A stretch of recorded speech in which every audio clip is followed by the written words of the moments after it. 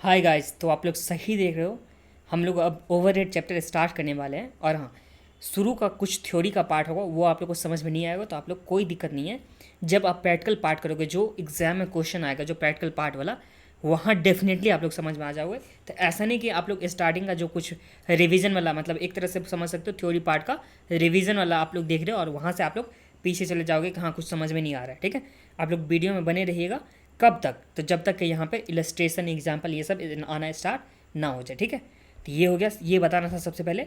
और दूसरी बात, सारे वीडियो में लाइक कर दीजिएगा। जो भी वीडियो आप लोग देखेंगे, जैसे यहाँ पे ये हो गया कॉन्सेप्ट वाला वीडियो, फिर सेकंड वाला, फिर थर्ड वाला इलस्ट्रेशन का, तो सारे वीडियो में आप लोग लाइक करते चलिएगा। इससे क्या होगा कि इंगेजमेंट बढ़ेगी। और वैसे मैं सारे वीडियो में तो बताता नहीं हूँ कि हाँ लाइक कर दीजिए, लाइक कर दीजिए, तो बट इसमें बता रहा हूँ। तो हाँ, आप लोग लाइक करते चलिएगा और चैनल को सब्सक्राइब तो ज़रूर ही ज़रूर कीजिएगा। ठीक है, तो ये चैनल को सब्सक्राइब भी कीजिएगा। अगर एक ही बार सब्सक्राइब कीजिएगा, दो बार सब्सक्राइब वहाँ पे जा करके नहीं कर दीजिएगा। और हाँ, अपने फ्रेंड के साथ ज़रूर से ज़रूर शेयर कीजिएगा, उससे उनका भी भला होगा और मेरा भी भला हो जाएगा, मेरा थोड़ा ज़्यादा भला हो जाएगा। तो शेयर भी ज़रूर कीजिएगा और लाइक सारे वीडियो में हो जाना चाहिए। तो चलिए स्टार्ट करते हैं। चलिए, तो अब हम लोग स्टार्ट कर रहे हैं कौन सा चैप्टर। तो ये हम लोग के पास रहा चैप्टर का नाम ओवरहेड एब्जॉर्प्शन कॉस्टिंग एंड इसका मेथड। ठीक है, तो ये हम लोग इस चैप्टर में देखने वाले हैं। तो चलिए, सबसे पहले चैप्टर का ओवरव्यू। तो हम लोग को चैप्टर में इसमें क्या क्या देखना है तो ये मैं बता दे रहा हूँ। तो देखिए, सबसे पहले जो है ओवरहेड क्या होता है, ये हम लोग को इसमें स्टार्ट करना है कि सबसे पहले ओवरहेड हम लोग के पास क्या होता है, फिर प्रोडक्शन ओवरहेड क्या होता है, एडमिनिस्ट्रेटिव ओवरहेड क्या होता है और सेलिंग एंड डिस्ट्रीब्यूशन ओवरहेड क्या होता है। बट मेनली जो यहाँ पे फोकस होगा, ये प्रोडक्शन ओवरहेड के बारे में फोकस होने वाला है। प्रोडक्शन ओवरहेड या सर्विस ओवरहेड, जो भी मतलब सर्विस डिपार्टमेंट का होगा या प्रोडक्शन डिपार्टमेंट का होगा, ये यहाँ पे मेनली फोकस होगा। फिर इसका हम लोग अकाउंटिंग किस तरह से करेंगे, मतलब जो हम लोग के पास प्रोडक्शन ओवरहेड निकलेगा उसको हम लोग किस तरह से लिखना है। मतलब जो हम लोग के पास देखिए कॉस्ट शीट का अकाउंटिंग होता था ना, जो हम लोग पढ़े थे, कौन सा इंटीग्रल नॉन इंटीग्रल वाला पार्ट वाला जो पढ़ते थे, तो वो में अकाउंटिंग इसका हम लोग किस तरह से करेंगे। अगर अंडर रिकवरी हो गया ओवरहेड का या ओवर रिकवरी हो गया ओवरहेड का, तो ये सब हम लोग इसमें देखने वाले हैं। फिर डिस्ट्रीब्यूट किस तरह से करेंगे, जो ओवरहेड का सर्विस डिपार्टमेंट का होगा, जो प्रोडक्शन डिपार्टमेंट का होगा, तो जो सर्विस डिपार्टमेंट का होगा उसमें उसको हम लोग प्रोडक्शन डिपार्टमेंट में किस तरह से डिस्ट्रीब्यूट करेंगे, वो भी हम लोग इसमें देखने वाले हैं। फिर हम लोग ओवरहेड का रेट क्या होगा, तो रेट हम लोग कैसे निकालेंगे, तो जो टोटल ओवरहेड होगा उसमें एक सिंपली कुछ बेस ले लेंगे, उससे डिवाइड करके हम लोग रेट निकालने वाले हैं। और पूरा का पूरा हम लोग देखेंगे, जो नेक्स्ट आगे आने वाला सब जो वीडियो होगा उसमें हम लोग सब एक एक करके एक्सप्लेन करेंगे। फिर एक यहाँ पे कॉन्सेप्ट रिलेटेड टू कैपेसिटी, तो ये भी हम लोग इसमें देखने वाले हैं। अब देखिए, सबसे पहले ओवरहेड होता क्या है वो मैं बता देता हूँ। तो देखिए, जब हम लोग कॉस्ट शीट बनाते थे, क्या बनाते थे, कॉस्ट शीट बनाते थे, इसमें हम लोग के पास सबसे पहला जो कॉस्ट जो आता था वो क्या आता था, मटेरियल का कॉस्ट आता था। फिर हम लोग के पास लेबर का, फिर हम लोग के पास डायरेक्ट एक्सपेंस आता था। तो ये सब मिला के हम लोग के पास क्या आ जाता था, प्राइम कॉस्ट, ये आ जाता था ना, प्राइम कॉस्ट। अब इसके बाद जो हम लोग के पास यहाँ पे लगने वाला था, जैसे प्रोडक्शन ओवरहेड हो गया, इसके बाद का जो एक्सपेंस, जो प्राइम कॉस्ट के बाद का जो हम लोग के पास एक्सपेंस था, जैसे production overhead, selling distribution overhead, फिर हम लोग के पास एडमिनिस्ट्रेटिव ओवरहेड, तो ये सब हम लोग के पास क्या हो जाता है, ओवरहेड। कोई चीज़ को, मतलब कोई यहाँ पे किसी भी प्रोडक्ट का अगर हम लोग क्या कर रहे हैं, प्रोडक्शन कर रहे हैं, तो यहाँ पे नॉर्मली जो डायरेक्ट मटेरियल हो गया, ओवरहेड जो मटेरियल हो गया यहाँ पे, फिर उसके बाद लेबर हो गया, उसके बाद भी एक ऐसा एक्सपेंस होता है जिसके बिना यहाँ पे प्रोडक्शन नहीं हो सकता, जिसके बिना यहाँ ऑर्गेनाइजेशन नहीं चल सकता। तो वो जो एक्सपेंस होता है उसे हम लोग क्या बोलते हैं, ओवरहेड बोलते हैं। ठीक है, इसका एक्सपेंस का अगर आप लोग एग्जाम्पल देखना चाहोगे तो ये मैं आप लोगों को एग्जांपल दिखा देता हूँ। वैसे वैसे समझ लीजिए, रेंट हम लोग के पास हो गया, मेंटेनेंस का खर्चा यहाँ पे हो गया, तो ये सब हम लोग के पास क्या है, ओवरहेड का एग्जांपल है। बट इसमें भी मैं आप लोग को दिखा देता हूँ, कहीं ना कहीं तो होगा ही। यहाँ पे देखिए, ये वेजेस पेड फॉर, यहाँ पे टू वॉच, फिर यहाँ पे वार्ड स्टाफ, फिर हीटिंग एंड लाइटिंग एक्सपेंस हो गया जैसे फैक्ट्री का, तो ये सब हम लोग के पास क्या आ गया, यहाँ पे ओवरहेड का यहाँ पे एक्सपेंस आ गया। देखिए, सबसे पहले जो वेजेस पेड किया जाता है किसको, वर्कर को, तो जो वेजेस पेड किया गया वर्कर को, वो हम लोग के पास यहाँ पे ओवरहेड नहीं होगा। बट वही सैलरी पेमेंट किया जाएगा या किसी और चीज़ के लिए यहाँ पे वेजेस पेमेंट किया जाएगा, वो इसमें इंक्लूड हो जाएगा। तो ये हम लोग के पास ओवरहेड का हो गया। इसमें रेंट आ गया, बाकी सारा भी जो हम लोग के पास हो जाता है एक्सपेंस, फ्यूल हो गया, फिर फ्यूल का यहाँ पे खर्चा हो गया, फिर हम लोग के पास जो है इलेक्ट्रिसिटी हो गया, मशीन का जो भी यहाँ पे रेंट होगा, ये सब सारा का सारा हम लोग के पास किस में कंसीडर होता है, तो ओवरहेड में कंसीडर होता है। अब इसे ओवरहेड को हम लोग के पास डिफरेंट फंक्शन, डिफरेंट यहाँ पे फंक्शन के हिसाब से बांटा गया है। फिर हम लोग के पास दूसरा जो हो जाएगा वो किसके भी हिसाब से बांटा है, तो नेचर के हिसाब से हम लोग के पास यहाँ पे ओवरहेड को बांटा गया है। फिर जो हम लोग के पास यहाँ कंट्रोल के हिसाब से ओवरहेड को बांटा गया, तो ये सब हम लोग के पास ओवरहेड को डिफरेंट कैटेगरी में बांटा हुआ है।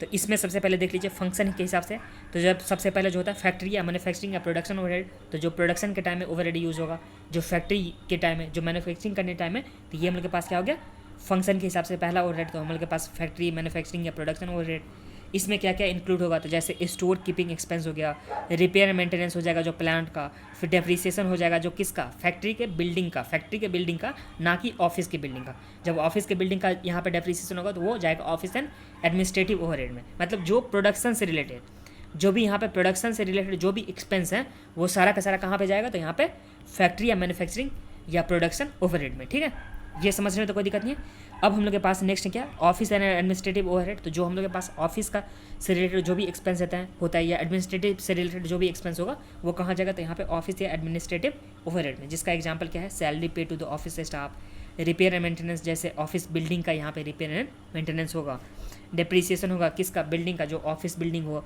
पोस्टेज या स्टेशनरी का खर्चा, यहाँ पे लीज रेंटल का खर्चा जो फाइनेंस लीज या ऑपरेटिंग लीज के हिसाब से लिया हो। अब हम लोग के पास नेक्स्ट जो है वो क्या है, तो सेलिंग एंड डिस्ट्रीब्यूशन ओवरहेड। इसमें क्या होता है कि जो सेल से रिलेटेड जो भी यहाँ पे एक्सपेंस है वो सारा का सारा कहाँ जाएगा, तो सेलिंग एंड डिस्ट्रीब्यूशन ओवरहेड में। ठीक है, एक्सपेंस देखेंगे तो सेल्समैन कमीशन हो गया, एडवर्टाइजमेंट कॉस्ट हो गया, सेल्स ऑफिस एक्सपेंस हो गया, तो ये सब हम लोग को इसमें यहाँ पे ट्रांसफर करना है। अब नेचर के हिसाब से हम लोग के पास यहाँ पे 3 तरह का नेचर है इसका।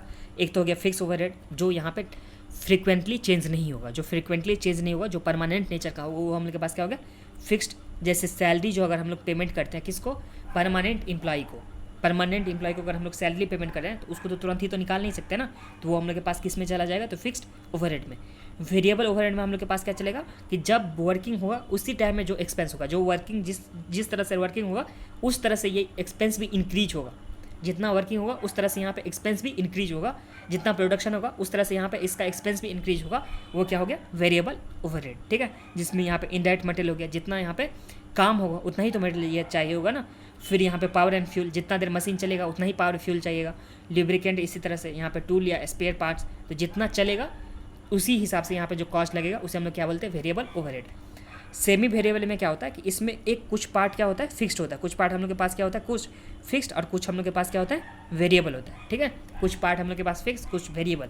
तो जो फिक्स्ड पार्ट होगा, देखिए जैसे इलेक्ट्रिसिटी कॉस्ट आता है, तो कुछ यहाँ पे कुछ देखिए, जैसे आप लोग इलेक्ट्रिसिटी का कनेक्शन लोगे जो बिजनेस रिलेटेड, तो उसमें कुछ पार्ट यहाँ पे फिक्स हो जाएगा, और कुछ पार्ट के लिए जितना जितना आप लोग यूज़ करोगे यूनिट उसके हिसाब से चार्ज किया जाएगा। तो ये हो गया सेमी वेरिएबल, मतलब कुछ पार्ट तो फिक्स होगा और जितना जितना आप लोग यूज़ करोगे, जितना आप लोग का यहाँ पे क्वांटिटी बढ़ेगा उस तरह से यहाँ पे मतलब जो चार्ज एक्स्ट्रा किया जाएगा।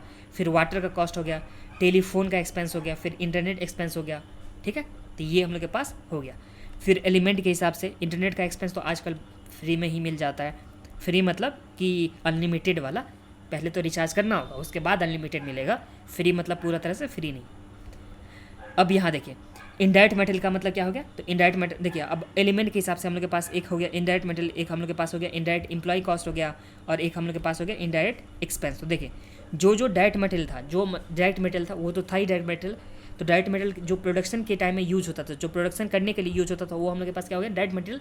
बट प्रोडक्शन को सपोर्ट करने के लिए जो मटेरियल यूज होगा, ऑफिस में यूज हो जाए या कहीं पे और यूज़ हो जाए, एडमिनिस्ट्रेशन में या सेल करने टाइम में यूज हो जाए, या कहीं पे भी यूज हो जाए, जो मटेरियल जो है वो यूज हो गया प्रोडक्शन करने टाइम में नहीं, बाकी किसी और चीज़ के लिए, तो हम लोग के पास क्या हो गया, इनडायरेक्ट मटेरियल।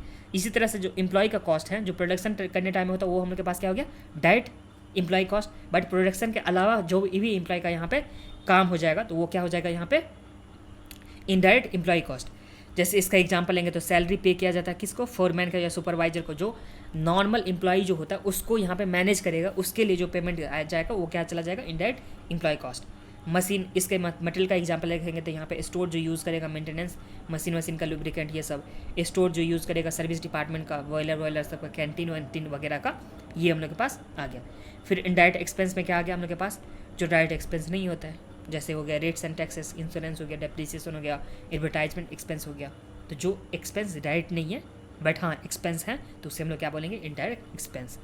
अब कंट्रोल के हिसाब से इसे 2 तरह से बांटा जा सकता है, कंट्रोलेबल कॉस्ट होता है, एक हम लोग के पास क्या था अनकंट्रोलेबल कॉस्ट, कंट्रोल जिससे हम लोग क्या कर सकते हैं कंट्रोल कर सकते हैं। जैसे मटेरियल कॉस्ट को हम लोग कंट्रोल कर सकते हैं, वेजेस सैलरी को कंट्रोल कर सकते हैं, पावर एंड फ्यूल को कंट्रोल कर सकते हैं। अनकंट्रोलेबल मतलब रेट्स एंड टैक्स को कंट्रोल नहीं कर सकते, गवर्नमेंट को टैक्स देना ही पड़ेगा। डेप्रिसिएशन, जैसे आप लोग परचेज करोगे कोई भी जो भी एसेट परचेज करोगे, तो जैसे एसेट परचेज करोगे तो आप लोग को डेप्रिसिएशन इसमें चार्ज करना ही करना पड़ेगा, मतलब डेप्रिसिएशन हो जाएगा ऑटोमेटिक। फिर इंटरेस्ट ऑन बोरोइंग कॉस्ट, अगर आप लोग बोरो करते हो पैसा, यहाँ पे मनी क्या करते हो बोरो करते हो, तो उस टाइम में आप लोग को इंटरेस्ट का पेमेंट करना ही करना होगा। तो ये हम लोग के पास क्या आ गया कुछ एक्सपेंस जो कंट्रोल के हिसाब से, और जिसे कंट्रोल क्या कर सकते हैं मटेरियल के कॉस्ट को हम लोग क्या कर सकते हैं कंट्रोल कर सकते हैं कि जितना मटेरियल हम लोग यूज़ करेंगे उतना ही हम लोग के पास कॉस्ट आएगा। जितना हम लोग एम्प्लॉय यूज़ करेंगे, जितना हम लोग सैलरी मतलब जितना एम्प्लॉय यूज़ करेंगे, जितना हम लोग के पास यहाँ पे वर्कर यूज होगा उतना ही वेजेस एंड सैलरी लगेगा। जितना यहाँ पे मशीन चलेगा, जितना मशीन यहाँ पे काम करेगा उतना ही पावर एंड फ्यूल लगेगा। तो ये इस तरह से हम लोग के पास हो गया, ठीक है। और बस आगे वाले वीडियो में हम लोग ये वाला एग्जाम्पल देख लेते हैं, फिर हम लोग आगे बढ़ जाएंगे। आप लोग लास्ट तक आ चुके हो और उसके बाद भी आप लोग लाइक नहीं किए हो अभी तक, तो सबसे पहले लाइक कीजिए। अभी लास्ट तक आ चुके हैं ना आप लोग, तो लाइक कीजिए। और हाँ, चैनल पे पहली बार आए हो तो सब्सक्राइब कीजिए, या अगर बाद में भी आया सब्सक्राइब नहीं करके रखें तो सब्सक्राइब कर दीजिए। ये बिल्कुल ही फ्री ऑफ कॉस्ट है, इससे मेरा मोटिवेशन बढ़ेगा तो मैं और भी वीडियो अपलोड करूँगा। तो आप लोग सब्सक्राइब भी कर दीजिए। और हाँ, अपने फ्रेंड के साथ, अपने दोस्त के साथ शेयर ज़रूर कीजिएगा। चलिए बाय, टेक केयर।